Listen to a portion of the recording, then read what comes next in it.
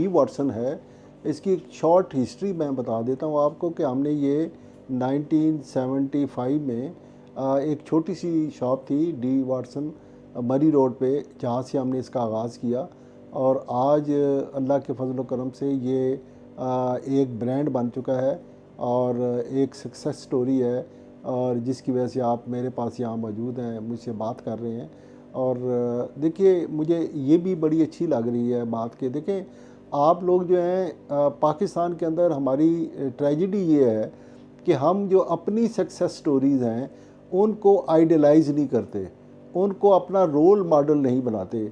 आज भी पाकिस्तान का जो नौजवान है वो बिल गेट्स को, एलन मस्क को, स्टीव जॉब को, वहाँ के लोग तो अपने जो सरमायादार होते हैं, सरमायाकार होते हैं, जो बिज़नेस में उनको रोल मॉडल का स्टेटस मिलता है, उनके बातचीत करते हैं, उनसे सीखते हैं, उनकी ज़िंदगी के बारे में जानते हैं।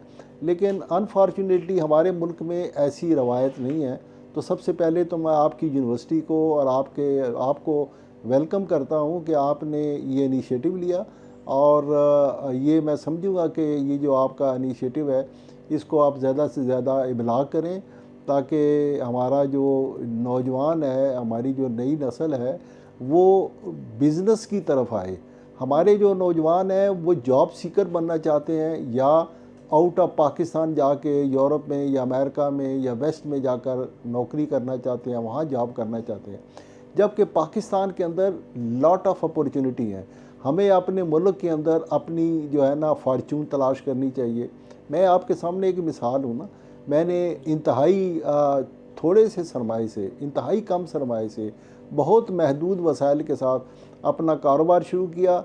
लेकिन जो सक्सेस स्टोरी है उसमें बताता हूँ कि इसमें मैंने मेहनत की। मेहनत का जो होता है ना, ये इसका बहुत बड़ा रोल होता है। कोई भी आप स्टूडेंट हैं तो आपको मेहनत करनी है, अगर आप जॉब में हैं तो आपको मेहनत करनी है, हार्ड वर्क करनी है। अगर आप स्टूडेंट हैं तो आपकी मेहनत ये है कि आपने GB4 लेना है, ठीक है ना, उसको आइडियलाइज़ करना चाहिए। मैं मेहनत में था तो मेरा ये था कि मैं नंबर 1 बन जाऊँ। तो मैंने मेरी जो है ना सेल बहुत ज़्यादा हो, तो मैंने जब काम शुरू किया तो हार्ड वर्क किया, उसके बाद ऑनेस्टी को अपना टूल बनाया, दयानतदारी से काम किया, और उसके साथ साथ जो है मैंने सोचा कि जो बिज़नेसमैन है उसकी भी इज़्ज़त हो, मेरी शख्सियत जो है उसका भी इम्पेक्ट बने। तो उसके साथ डी वाटसन भी ब्रांड बना, और उसके साथ ज़फ़र बख्तावरी भी एक ब्रांड बन चुका है, एक सक्सेस स्टोरी के हवाले से। तो इस तरह से मैं आप नौजवानों को ये मैसेज देना चाहता हूँ कि बिज़नेस के अंदर आएँ, बिज़नेस में कारोबार करें, इसके अंदर लॉट ऑफ अपॉर्चुनिटी हैं, और अपना फ्यूचर इसके अंदर बनाने की कोशिश करें। एक बिज़नेसमैन हूँ ना, बिज़नेसमैन होने के साथ साथ मैं एक पाकिस्तानी भी हूँ, और एक पाकिस्तानी होने के नाते भी मेरी कुछ ज़िम्मेदारियाँ हैं। और फिर एक बिज़नेसमैन होने के साथ साथ मैं एक सोच और फ़िक्र रखने वाला बिज़नेसमैन हूँ। मैं वो बिज़नेसमैन नहीं हूँ कि जो सुबह आता है अपनी दुकान या कारोबार में, उसका मकसद सिर्फ़ और सिर्फ पैसा कमाना है। मेरा ये मकसद नहीं है ज़िंदगी में। मैं चाहता हूँ कि ठीक है, मतलब कि कारोबार के अंदर बिज़नेस तो होता ही है, पैसा भी होता है, लेकिन एक गुडविल क्रिएट होनी चाहिए, आपकी एक नामी होनी चाहिए, और फिर आप एक पाकिस्तानी हैं तो पाकिस्तान के लिए भी आपको कंट्रीब्यूट करना चाहिए। तो मैं इस सोच के साथ मेरा जो रोल है उसमें आप देखें कि लास्ट ईयर मेरे 2 बेटे हैं, तो दोनों ने, एक ने इस्लामाबाद चैम्बर का सदर था, दूसरा चकवाल चैम्बर ऑफ कॉमर्स का सदर था, और मैं ख़ुद भी जो एक हमारी नेशनल लेवल पे बिज़नेस यूनाइटेड बिज़नेस ग्रुप है UBG, जो एपेक्स बॉडी है FPCCI है, उसके अंदर जो रूलिंग पार्टी है उसका मैं सेक्रेटरी जनरल हूँ।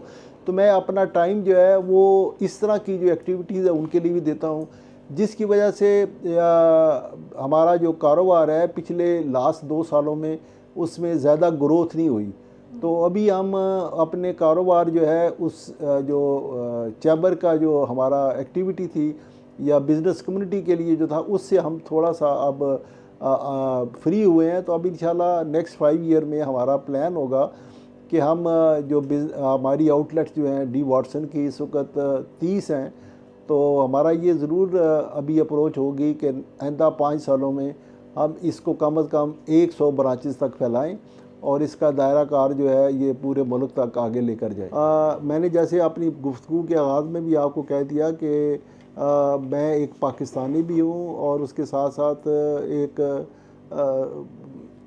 अदर दैन बिजनेसमैन भी हूँ। तो अभी जैसे कि इस्लामाबाद है, तो हमने पिछले 2 सालों के अंदर इस्लामाबाद की हर मार्केट के अंदर हमने एटलीस्ट हर जगह पे वाटर फिल्ट्रेशन प्लांट अपनी जेब से लगाए हैं, ठीक है। इसी के साथ साथ टॉयलेट्स जो हैं, सीडीए लगाती है, टॉयलेट्स मिलाती है मार्केट्स के, लेकिन वो इतने गंदे होते हैं, इतने ख़राब हालत में होते हैं कि वहाँ कोई रीज़नेबल बंदा या खातून जा ही नहीं सकती। तो एहसन बख्तावरी जो मेरा बेटा है, उसने इस प्रोजेक्ट पे काम शुरू किया हुआ है। वो क्लीन एंड ग्रीन इस्लामाबाद के ऊपर काम कर रहा है, इन्वायरमेंट पे काम कर रहा है। और तो ये सारी जो हमारी रिस्पॉन्सिबिलिटी हैं समाजी, सोशल, और इसी तरह से हम इस्लामाबाद के अंदर स्पोर्ट्स जो है, खेल जो है, उनको भी प्रमोट करना चाहते हैं, ताकि पाकिस्तान जो है, देखिए मैं एक आइडियलिस्टिक सा आदमी हूँ ना। मैं जब ये कहता हूँ कि हमारा मुल्क जो है, पाकिस्तान जो है, इसकी अहमियत दुनिया के अंदर हो, तो उसके अंदर जो सबसे बेहतरीन टूल है वो स्पोर्ट्स है। स्पोर्ट्स आजकल एक बहुत बड़ी इकॉनमी बन चुका है। आप देखिए जो क्रिकेट है, इस वक्त इंडिया जो है वो सिर्फ क्रिकेट के ज़रिए पूरी दुनिया की जो क्रिकेट है या क्रिकेट बोर्ड है उसको डोमिनेट करता है, उनको डिक्टेशन देता है, इसलिए कि उसके पास वो पावर आ गई है उस खेल के ज़रिए। तो खेल जो है वो भी एक, जैसे एक इकॉनमी होती है, जैसे आप कहते हैं ना कि पॉलिटिकल पावर होती है दुनिया के अंदर, जैसे अमेरिका है या चाइना है या रशिया है, तो उनकी एक अपनी दफाई सलाहियत है, उसकी बदौलत आप दुनिया को डोमिनेट करते हैं। फिर इकोनॉमिकल पावर है दुनिया के अंदर, जो बड़े बड़े मुल्क हैं, अमेरिका है, चाइना है, जापान है। तो इसी तरह से अब जो दुनिया के अंदर डिफरेंट और फोर्सेस इमर्ज कर रही हैं, जिसमें एक स्पोर्ट्स जो है, इसका भी एक बहुत बड़ा इम्पैक्ट है इकॉनमी पे। तो मैं इस पे भी काम कर रहा हूँ कि पाकिस्तान के जो स्पोर्ट्स है उसको प्रमोट किया जाए, इस्लामाबाद के अंदर स्पोर्ट्स को प्रमोट किया जाए, और हम पाकिस्तान को एक ऐसा पाकिस्तान बनाएं जिसका नौजवान जो है वो खेलों की तरफ आए, दिलचस्पी ले। इसके अंदर भी बहुत बड़ी इकॉनमी है। जब मैंने बिज़नेस का इंतखाब करना था, कि मैंने एमए करने के बाद मेरी as a lecturer public service commission से सिलेक्शन भी हुई। मैं एक स्कूल का प्रोफेसर भी, मुझे अपॉइंटमेंट का लेटर भी मिल गया, लेकिन मैंने बजाय ज्वाइन करने के मैंने जो है ना कारोबार करने को तरजीह दी, ठीक है ना। तो जब मैंने कारोबार करने का फ़ैसला किया तो मैंने सोचा कि मैं क्या कारोबार करूं।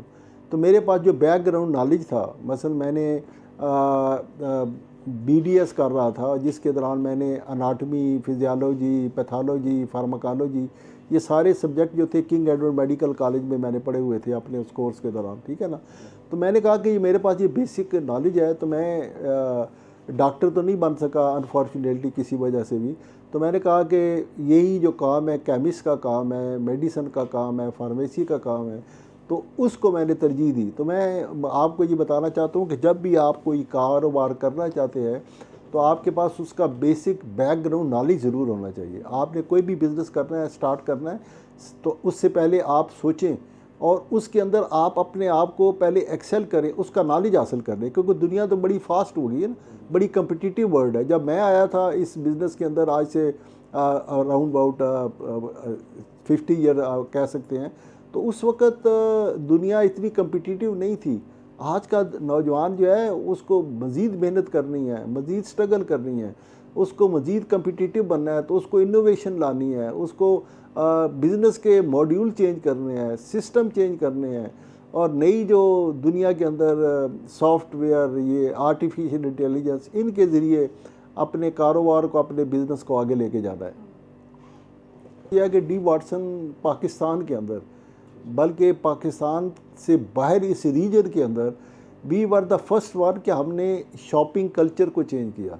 देखिए आप यहाँ से दुबई जाते हैं, लंदन जाते हैं, वहाँ पे एक अदर शॉपिंग कल्चर है। वहाँ की जो आप शॉपिंग जाते हैं, shopping is also a way of entertainment. जब भी आप किसी दूसरे मुल्क में जाते हैं, आप शॉपिंग करते हैं, तो वहाँ का एक कल्चर जो होता है वो आपको मुतासर करता है। तो हमने सबसे पहले इस चीज़ पे फोकस किया कि हमने अपनी इन्वायरमेंट जो है, जिस इन्वायरमेंट के अंदर डी वाटसन के अंदर कस्टमर आ रहा है, उसको एक बहुत अच्छी इन्वायरमेंट मिले, एक प्रेजेंट इन्वायरमेंट मिले, और उसको हमने इंश्योर किया। फिर हम ये समझते हैं कि जो दुनिया के अंदर जो भी शॉपिंग कल्चर है, उसमें वुमेन का रोल बड़ा इंपॉर्टेंट है। ख़वातीन जो हैं हम पहले हैं पूरे पाकिस्तान के अंदर रिटेल बिज़नेस के अंदर जिन्होंने ख़वातीन को एज ए सेल गर्ल के तौर पर इंट्रोड्यूस किया। और ये भी हमारा एक अपनी हालांकि बड़े हमें थ्रेट भी आए शुरू शुरू में, आज से 20-25 साल पहले, लेकिन धीरे धीरे धीरे धीरे अब तो ये कल्चर बनता जा रहा है ना। अब तो फीमेल हर जगह पे मौजूद हैं, रिटेल सिस्टम में भी आ गई हैं। तो ये तरह इसके बाद हम वी आर द फर्स्ट जिन्होंने पूरी रिटेल जो थी इसमें कंप्यूटर सिस्टम को इन्वॉल्व किया। दुनिया के अंदर तो ये है, जब आप भी शॉपिंग करने जाते हैं तो आपको उस पर हर चीज़ जो कंप्यूटर से निकलती है और वो आपका, लेकिन पाकिस्तान में ये सिस्टम इसमें भी हम पायनियर है रिटेल के अंदर इंट्रोड्यूस करने में। तो हमने हमेशा चीज़ों को इनिशिएट किया है और we are pioneer in so many things. और ये भी अब हमने अपने बिज़नेस को डाइवर्सिफाई करते जा रहे हैं।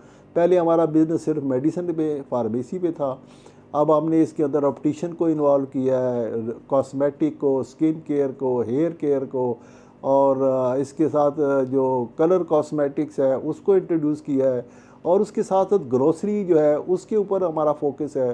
तो ये सारी जो चीज़ें हैं हम हमारी कोशिश है कि हम एक छत के नीचे अपने कस्टमर का है उसको हर चीज़ प्रोवाइड करें। हम ये हमारा बिज़नेस जो है ये फैमिली बिज़नेस है।